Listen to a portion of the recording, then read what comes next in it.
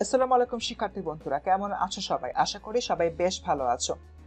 নবম দশম শ্রেণীর বাংলা দ্বিতীয় পত্র বইয়ের অত্যন্ত গুরুত্বপূর্ণ একটি বিষয় হচ্ছে শব্দের অর্থ পরিবর্তন। আজকের ক্লাসে আমরা শব্দের অর্থ পরিবর্তন থেকে অর্থের উন্নতি এবং অর্থের অবনতি সম্পর্কে জানবো। তাহলে চলো দেরি না করে শুরু করে দেওয়া যাক। শব্দের অর্থের উন্নতি এবং অর্থের অবনতি। প্রথমে আমরা জানবো অর্থের উন্নতি সম্পর্কে। অর্থের উন্নতি হচ্ছে এমন একটি বিষয় যার মাধ্যমে একটি শব্দের অর্থ আগের চেয়ে ভালো কোনো অর্থ ধারণ করতে পারে।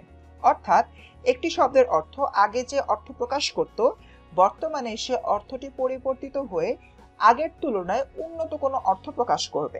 এরূপ অর্থের পরিবর্তনকে আমরা বলতে পারি অর্থের উন্নতি। আসলে উদাহরণ দিলে আমরা বিষয়টি আরো বেশি পরিষ্কার হব। যেমন অপরূপ শব্দটি পূর্বে নির্দেশ করত স্ত্রীহীনতাকে, অর্থাৎ কোনো একজন ব্যক্তির স্ত্রী বা সে দেখতে কেমন সেই বিষয়টি খারাপ অর্থে বোঝানো হচ্ছিল। অর্থাৎ কোনো একজন ব্যক্তি রূপ সুন্দর নয় বা রূপের দিক থেকে সে পিছিয়ে আছে এমন কোনো কিছু বোঝানো হতো। কিন্তু বর্তমানে এই অপরূপ শব্দটি দিয়ে কিন্তু আমরা এটি বুঝি না যে রূপহীনতা, বরং আমরা এটি বুঝি অসম্ভব সুন্দর কোনো ব্যক্তি। অর্থাৎ এই অপরূপ শব্দটি দিয়ে বর্তমানে অনির্বচনীয় সৌন্দর্যকে নির্দেশ করা হয়।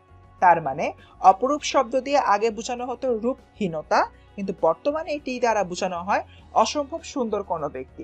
তার মানে এখানে অপরূপ শব্দটির পূর্বের অর্থের তুলনায় বর্তমান অর্থে উন্নতি সাধন হয়েছে।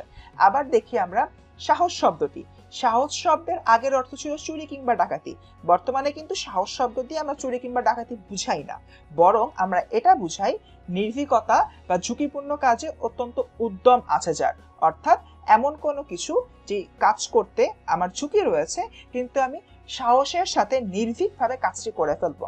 অর্থাৎ আগে আমার সাহস শব্দের অর্থ ছিল চুরি কিংবা ডাকাতি, বর্তমানে এটি হয়ে গেছে নির্ভীকতা কিংবা ঝুঁকিপূর্ণ কাজে উদ্যম। তার মানে আমার সাহস শব্দের যে অর্থটি ছিল সেটির উন্নতি ঘটেছে। এরপর আমরা জানবো অর্থের অবনতি সম্পর্কে। অর্থের অবনতি হচ্ছে ইতিবাচক অর্থের শব্দ নেতিবাচক অর্থে ব্যবহৃত হওয়াকে। যদি কোনো শব্দ ইতিবাচক কোনো অর্থ প্রকাশ করার কথা কিন্তু সে সেটি না করে নেতিবাচক কোনো অর্থ প্রকাশ করছে বা কোনো নেতিবাচক অর্থে ব্যবহৃত হচ্ছে, যদি এমন কোনো ঘটনা ঘটে তখন আমরা বলতে পারি অর্থের অবনতি হচ্ছে।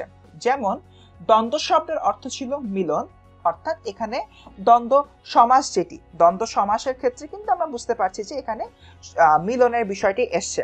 দ্বন্দ্ব শব্দের অর্থ ছিল মিলন, দ্বন্দ্ব সমাস এখানে একটি উদাহরণ। কিন্তু এখন এর অর্থ হচ্ছে কি বিরোধ। অর্থাৎ আগে দ্বন্দ্ব দিয়ে কিন্তু আমি মিলন বুঝাতে পারতাম, যেমন দ্বন্দ্ব সমাস, সমাস অর্থ যেহেতু মিলন, ঠিক সে জায়গা থেকে দ্বন্দ্ব সমাস দিয়ে আমি মিলন বুঝাতে পারতাম। কিন্তু বর্তমানে এর অর্থ কিন্তু বিরোধে রূপান্তরিত হয়েছে। অর্থাৎ আগের অর্থের তুলনায় এই অর্থের কিন্তু অবনতি ঘটেছে, কিংবা আগে একটি ইতিবাচক অর্থ প্রকাশ করলেও বর্তমানে কোনো প্রকার ইতিবাচক অর্থ প্রকাশ না করে নেতিবাচক অর্থ প্রকাশ করছে।